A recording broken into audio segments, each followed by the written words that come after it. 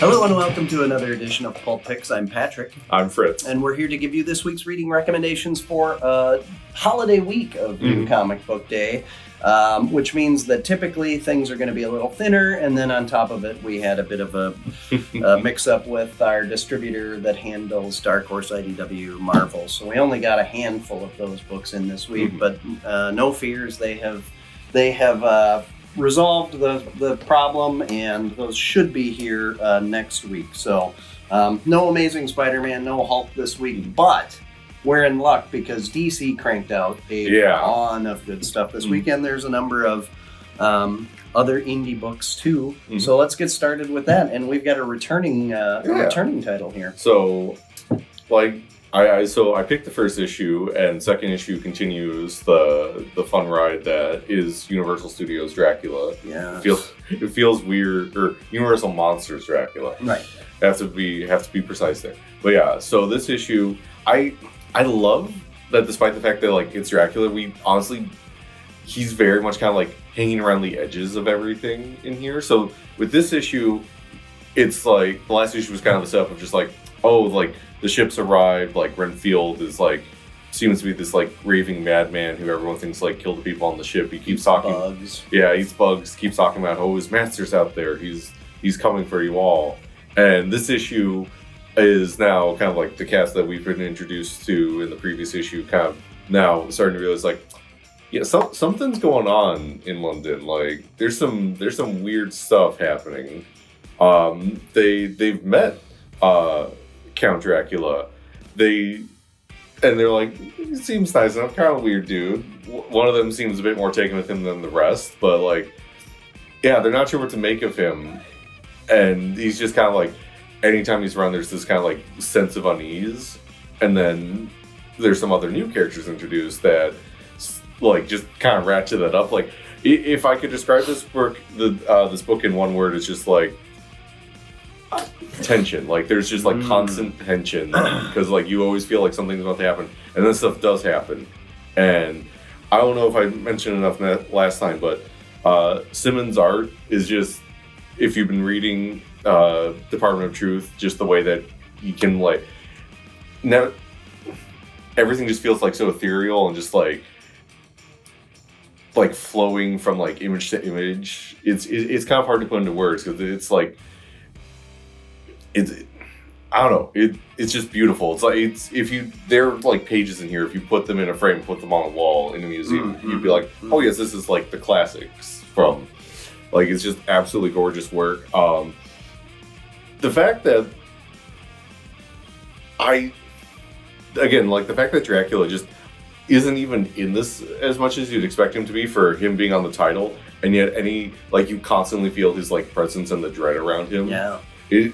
I don't know, we talk about a lot with Tinian's work, but he just does horror like no one else out there. Well, and I think that really nails the Bela Lugosi Universal Monsters Dracula movie too. I mean, that's there are a number of scenes where it's more about his impact on people, and he's not on the screen at all.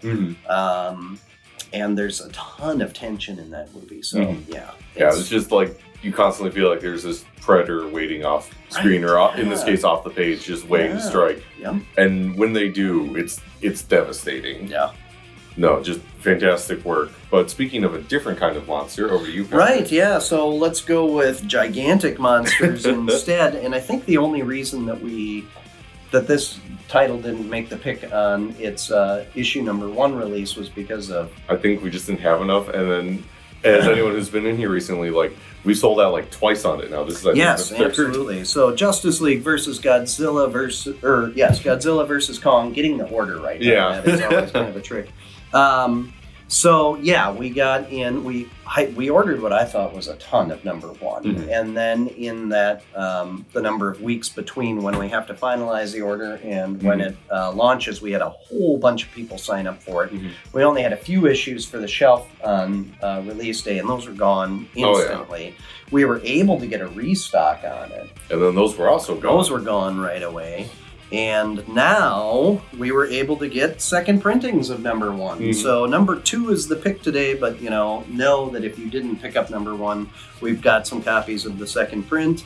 And yeah, this is just really fun. And this is another one. I know that we've had a few lately where I'm not really familiar with the creative team. And, you know, I kind of recognize the names, but like I feel like this is kind of like one of the bigger things some of them have done in a while. I don't think so, because I know that this has been a huge hit for DC. Yeah. It sold really well. Mm-hmm. And, you know, it's a cool concept. Let's mix these. And the way that they were able to get Godzilla and Kong into the DC universe. The way they go about doing it is just so funny in like the best way. Yeah. Because it's just like, oh, of course, this is how it would happen. Right. Yep. It's very comic book. Yeah. So it's fun. They're very disruptive to one superhero in particular's plans for the day. Yeah. They're getting a lot of the fun Justice League dynamic down. So you know, you've got Hal and Barry are having their kind of back and forth fun jabs at each other. You know, Bruce is trying to keep the Bat family on point and on task, and yeah, it's a lot of fun. The art for Godzilla and Kong is right on point. I feel like they've got the scale pretty good. Yeah, it's been a lot of fun. If you're a Justice League fan, this is a good book.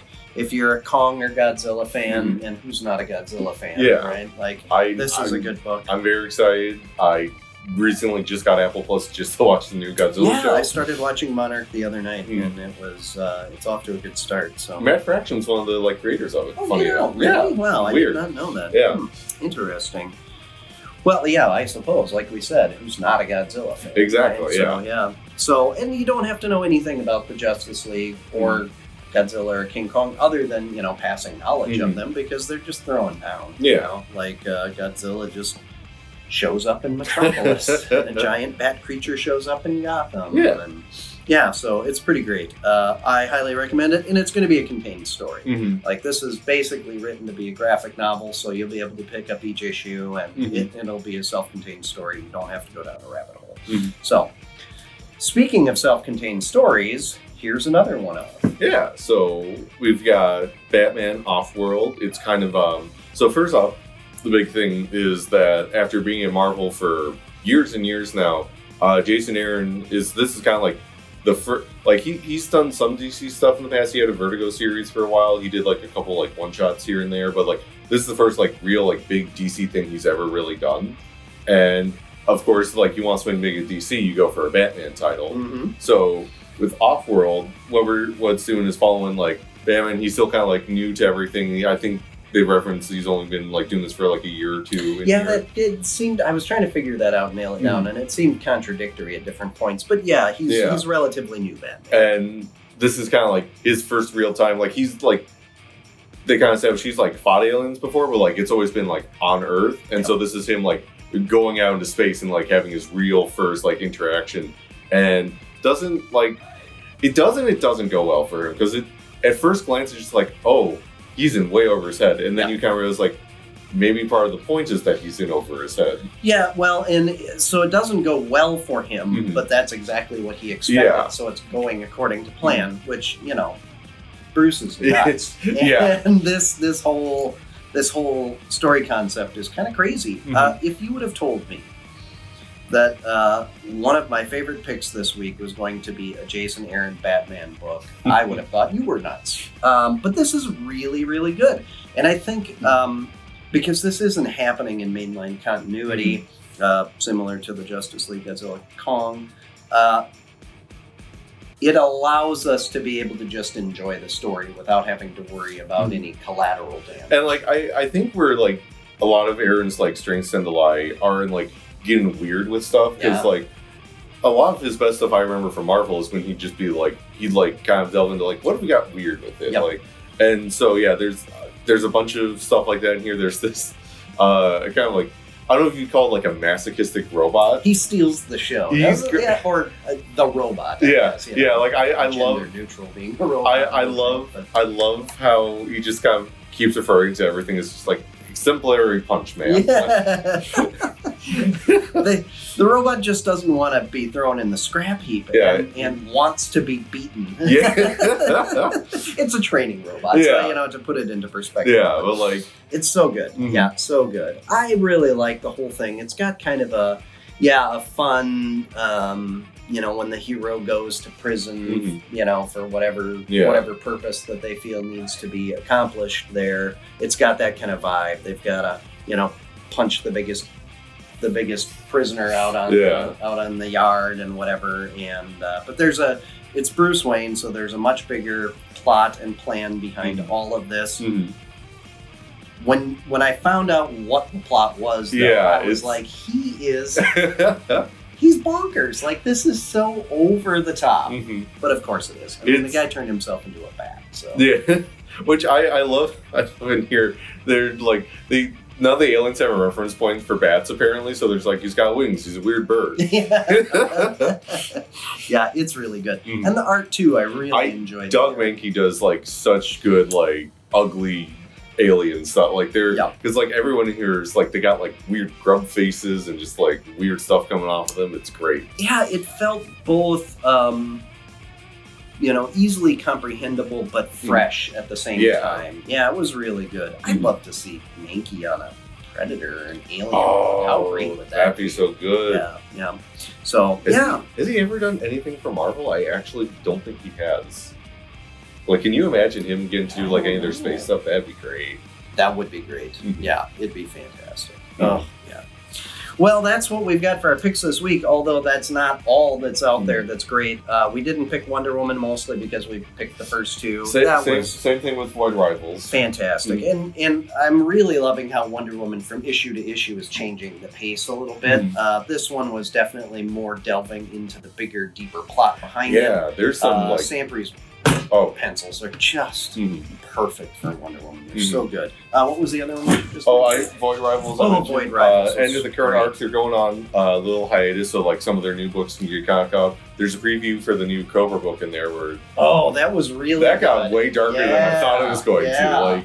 Like, Cobra's not messing around. No, Cobra Commander is, psychopath. It appears to be, which makes sense, There's a ton of good stuff. There's a couple new books that I read that I really liked. So stop on in, get our further recommendations. If you can't stop in, be sure to check out the app and the website and secure anything that you don't want to miss out on until you can get in or, pay to have it shipped to you. Like, follow, subscribe. Most importantly, have a great Thanksgiving. We're going to be closed on Thursday so that our staff can enjoy time with their friends and family. And we'll be back for Black Friday. We are running... Today, we started it last Friday because Black Friday is not enough time for a sale this great. Yeah. We're running a huge sale. All of our dollar books are 50 cents. All of our 50-cent books are 25 cents. All of our back issues and wall books are 10% off. We've got repack action figures at 25% off. We've got a whole buy one, get one free section. There's a ton. Did I miss anything? I think that's about it. The buy one, get one free thing that also goes for like all the Funkos in the store. All the Funko Pops in the store are buy one, get one free. So we've got some 25% off role-playing game stuff as well. So all kinds of great deals to be had. So be sure to stop in. We'll run it through the Black Friday weekend for sure. We'll see where it goes from there. So it's been hugely popular so far. We've had people picking up hundreds of dollars. We've had people coming from out of town, everywhere. Yeah. Up for this. Little do they know that we've got a whole back room and somebody dedicated to just putting more right in behind the ones that they take. So you've already been in and have been grabbing a bunch of dollar books. Don't worry, we've got more for you. Yeah. Rob put out hundreds again just yesterday, so there will be more coming, definitely. So, thank you very much for joining us. Again, have a great Thanksgiving, and we'll be back next week.